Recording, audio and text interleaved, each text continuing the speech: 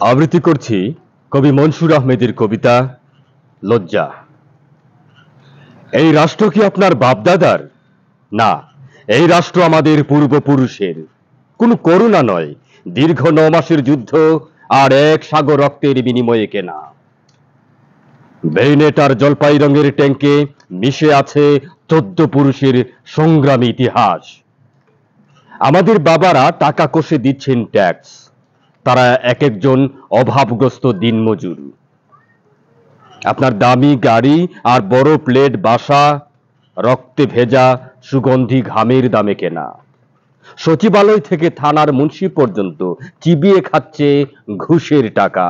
বেশ্যাখানা, গণশৌচাগার, একজন ভ্যান চালক হাসমত আলী, কেউ বাদ পড়েনি আপনাদের মাসুরা সিস্টেম থেকে। একটু জিজ্ঞেস করি, তখন কোথায় থাকে আপনাদের মোটা বইয়ের আইন কানুন?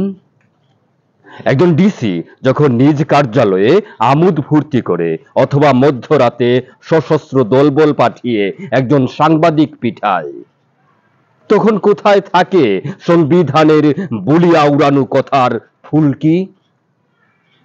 ক্ষমা করেন হে পিতা, আমরা যে বড্ড লজ্জিত। কোথায় করি আজ মাথা নত? গণতন্ত্রের চর্চা যখন উচ্চবিলাসী জাদুঘরে, তখন তখন বেফাঁস হবেই প্রজাতন্ত্রের রক্ষিত গোলাম।